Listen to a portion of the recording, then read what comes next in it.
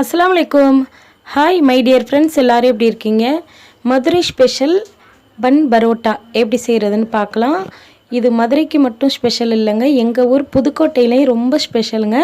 புதுக்கோட்டையை பொறுத்தளவு பார்த்திங்கன்னா பரோட்டா, அதுக்கப்புறம் முட்டை மாஸ், அதுக்கப்புறம் பிரியாணி, தாளிக்குழம்பு இதெல்லாம் ரொம்ப ஸ்பெஷல் புதுக்கோட்டையிலையுமே. இந்த பன் பரோட்டா எப்படி செய்கிறதுன்னு பார்க்க போகிறோம். இதுக்கு நான் 300 கிராம் மைதா மாவு எடுத்து வச்சுருக்கேன். 300 கிராம் மைதா மாவுக்கு ஒரு முட்டையை நல்லா பீட் பண்ணிடுங்க. அதாவது ரொம்ப பீட் பண்ணாமல் லைட்டாக அப்படி முட்டை நல்லா கரைஞ்சதுக்கப்புறம் நம்ம மாவில் சேர்க்கணும், மைதாவில் சேர்க்கணும். இந்த அளவுக்கு முட்டை நல்லா பீட் பண்ணிவிட்டு மைதாவில் சேர்த்துடலாம். இதுக்கு கரெக்டாக 1 டீஸ்பூன் அளவுக்கு சுகர் சேர்த்துக்கலாம். 1/4 டீஸ்பூன் அளவுக்கு உப்பு சேர்க்கணும். அதுக்கப்புறம் காய்ச்சி ஆற வச்ச பால் சேர்க்கணும். பாலில் தண்ணி சேர்க்காமல் நல்லா திக்கான பாலாக இந்த கப்பால் 1 கப் அளவுக்கு சேர்த்துக்க போகிறோம். அதுக்கப்புறம் 3 டேபிள் ஸ்பூன் அளவுக்கு தேங்காய் எண்ணெய் சேர்க்குறேன். எல்லாத்தையுமே நம்ம சேர்த்தாச்சு. சேர்த்துட்டு நல்லா இதே மாதிரி நல்லா மிக்ஸ் பண்ணி விட்டுக்கலாம். தண்ணி ஊற்றுறதுக்கு முன்னாடி ஃபஸ்ட்டு இதே மாதிரி நல்லா கலந்து விட்டுட்டு அதுக்கப்புறம் தான் நம்ம தண்ணி சேர்க்கணும்.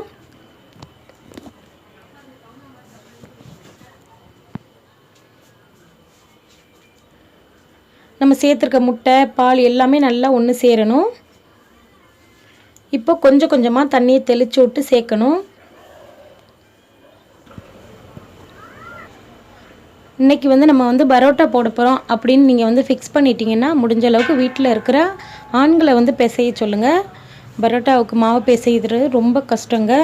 அவ்வளோ நேரம் டைம் கொடுத்து நல்லா அழுத்தம் கொடுத்து பிசையணும். அதாவது ஃபுல் பவரையும் நல்லா அந்த மாவில் காட்டினா தான் பரோட்டாவை பொறுத்தளவு நல்லா சாஃப்டாக வரும். அதனால நான் இன்றைக்கி எங்கள் வீட்டுக்காரை நான் பிசைய சொல்லிகிட்ருக்கேன். நல்லா அழுத்தம் கொடுத்து முடிஞ்ச வரைக்கும் ஃபஸ்ட்டு மாவு பிசைகிறது ஒரு 15 நிமிஷத்துக்கு நல்லா அடித்து பிசையணும். இந்த மாதிரி இப்போது மாவு பிசைஞ்சு ரெடி பண்ணி வச்சாச்சு. இந்த மாவில் மேலாவில் கொஞ்சமாக எண்ணெய் நல்லா 1 டீஸ்பூன் அளவுக்கு எண்ணெயை ஊற்றி தடவி விட்டுட்டு இதை கரெக்டாக பார்த்திங்கன்னா ஒரு 4 மணி நேரத்துக்கு நம்ம ஊற வைக்கணும். முடிஞ்ச வரையும் 4 மணி நேரத்துக்கு ஊற வச்சுருங்க. இதுக்கு மேலாக தேங்காய் எண்ணெய் கொஞ்சம் சேர்க்குறேன். எவ்வளோக்கு எவ்வளோ நம்ம எண்ணெய் சேர்க்குறோமோ அவ்வளோக்கு அவ்வளோ பரோட்டா சாஃப்ட் வரும். இப்போ எண்ணெய் சேர்த்துட்டு ஒரு டவல் போட்டு மூடி வச்சுருங்க. மூடி வச்சுட்டு ஒரு 4 மணி நேரம் சென்று மறுபடியும் டவலை ஓப்பன் பண்ணி பாருங்கள். பரோட்டாவுக்கு மாவு நல்லா சாஃப்டாக இருக்குது.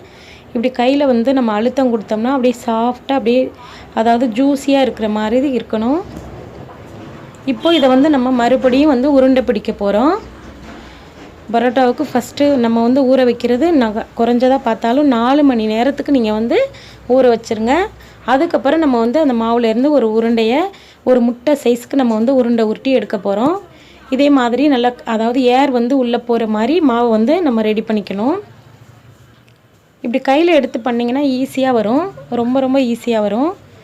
ஃபஸ்ட்டு நம்ம மாவை ரெடி பண்ணி வச்சுக்கிட்டு அதையுமே நம்ம ஊற வைக்கணும். இது நீங்கள் முடிஞ்ச வரைக்கும் நீங்கள் ஒரு 3 மணிக்கு ஸ்டார்ட் பண்ணிங்கன்னா நைட்டுக்கு டிஃபனுக்கு ஈஸியாக நம்ம வேலையை முடிச்சிடலாம். இப்போ பாருங்கள், இந்த பவுலில் நான் மறுபடியும் ஒரு 4 டேபிள் ஸ்பூன் அளவுக்கு எண்ணெய் சேர்த்துட்டு உருட்டி வச்சுருக்கிற அந்த மாவை அதில் சேர்க்க போகிறோம். அடித்து பிசைஞ்ச மாவை 4 மணி நேரத்துக்கு நம்ம ஊற வச்சுருந்தோம். 4 மணி நேரம் ஊறினது போதுங்க. இந்த மாவை ஒரு அரை மணி நேரத்துக்கு நீங்கள் ஊற வச்சுட்டா போதும். உங்களுக்கு அப்படி டைம் இருந்துச்சுன்னா 1 மணி நேரம் ஊறினா கூட இன்னுமே நல்லா சாஃப்ட் வரும்.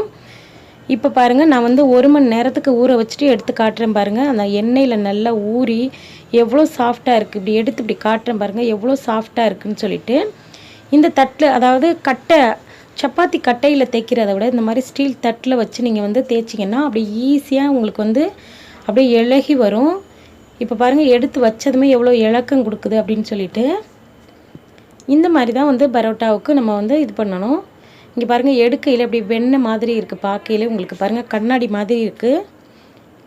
எந்த அளவுக்கு மாவு ஊற வைக்கிறீங்களோ பிசைகிறீங்களோ அப்போ தான் இந்த மாதிரி நமக்கு நம்ம கைக்கு ஈஸியாக இலக்கம் கொடுத்து மாவு வரும். இந்த மாவுலேருந்து இப்படி உருட்டுங்க. உருட்டி இப்படி எடுத்து கையில் வச்சுட்டு அதுக்கு மேலே நடு கை வச்சு அதாவது உள்ளங்கை வச்சு இப்படி லைட்டாக அமுக்குனிங்கன்னா போதும். ரொம்ப ரொம்ப ஈஸியாக வந்து பரோட்டா நம்ம வந்து வீட்டிலே செஞ்சிடலாம். இப்போ லாக்டவுனுங்கிறதுனால கடையில் போய் யாருமே வந்து பரோட்டா வாங்கி சாப்பிட முடியாது.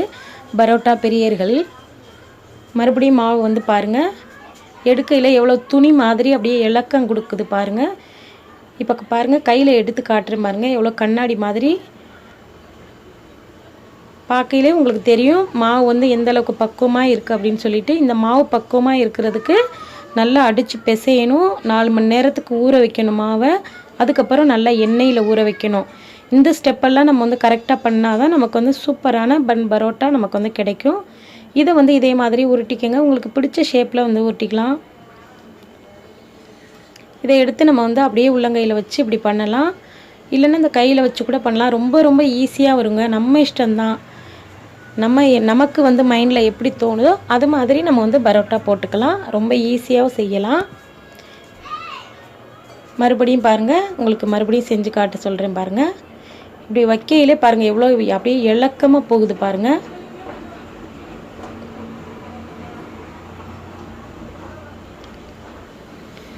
இப்போ பாருங்கள், இப்போ நம்ம வந்து எல்லாமே ரெடி பண்ணி எடுத்து வச்சாச்சு. பரோட்டாவை பாருங்கள் ரெடி பண்ணிட்டோம். இதை வந்து அப்படியே வந்து லைட்டாக அப்படி உள்ளங்கையில் வச்சு இப்படி லைட்டாக ப்ரெஸ் கொடுங்க. பரோட்டாவுக்கு மாதிரி கட்டை வச்சு தேய்ச்சி எடுக்கக்கூடாது. இப்படி பன்னு மாதிரி இருக்கணும். பார்க்கையிலே உங்களுக்கு வந்து கும்முன்னு இருக்கணும். இப்படி இருந்தால் தான் பன் பரோட்டா கடையில் வாங்கி சாப்பிட்ற மாதிரி நமக்கு வந்து கிடைக்கும். அவ்வளோதான். இதை வந்து அழுத்தம் கொடுத்து தேய்க்கக்கூடாது. இப்போ வந்து தோசைக்கல்லில் வந்து எண்ணெய் ஊற்றிடலாம். இதை வந்து நிறைய வந்து கடையிலலாம் பார்த்திங்கன்னா நிறைய வந்து நம்ம பஜ்ஜி சுடுற மாதிரி நிறைய எண்ணெய் ஊற்றி அதில் பொரித்து எடுப்பாங்க. அப்போ தான் நல்ல டேஸ்ட் கொடுக்கும். நம்ம வீட்டில் வந்து சாப்பிட்றதுனால நிறைய எதுக்கு எண்ணெய் ஆல்ரெடி வந்து நிறைய எண்ணெய் ஊற்றி நம்ம வந்து பரோட்டாவில் பிசையிலே நிறைய எண்ணெய் ஊற்றி ஊற வச்சுருந்தோம். அதனால் கொஞ்சமாக நம்ம வந்து எண்ணெய் ஊற்றி இதிலே வந்து நல்லா பொரித்து எடுக்க போகிறோம். நல்லா சுற்றி விட்டு நல்லா வேக விடுங்க. எல்லா பக்கட்டும் நல்லா வெந்து வரணும். உள்ளே இருக்க மாவெல்லாம் நல்லா வேகணும். அதனால் பொறுமையாக கேஸை வந்து சிம்மில் வச்சுக்கிட்டே நல்லா எல்லா பக்கட்டும் திருப்பி விட்டு வேக விடலாம். அப்போ தான் உள்ளே இருக்க மாவு அந்த லேயர்லாம் நல்லா வெந்து மொறுன்னு வரும். இப்படி திருப்பி விடலாம். இது ரொம்ப ரொம்ப ஈஸிங்க.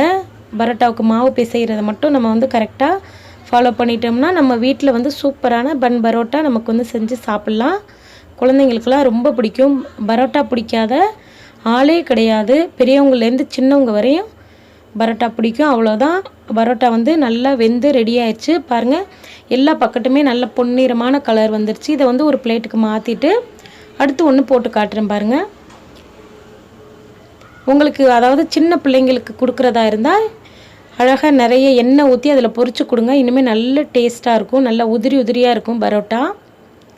நாங்கள் வந்து கொஞ்சம் பெரியவங்க அப்படிங்கிறதுனால இந்த மாதிரி தோசைக்கல்ல எண்ணெய் வச்சு இப்படி தேய்ச்சி எடுக்கிறோம். பாருங்கள் நல்ல பொன்னிறமான கலர் வந்துருச்சு. இப்போ எல்லாத்தையுமே நம்ம வந்து எடுத்துட்டோம். பன் பரோட்டா எப்படி வீட்டில் செய்கிறதுன்னு ஹைஜீனிக்காக ஆயில் கம்மியாக நீட்டாக செஞ்சுருக்கோம். இந்த மெத்தடில் நீங்களும் செஞ்சு சாப்பிட்டு எப்படி இருந்ததுன்னு சொல்லுங்கள். தேங்க்ஸ் ஃபார் வாட்சிங்.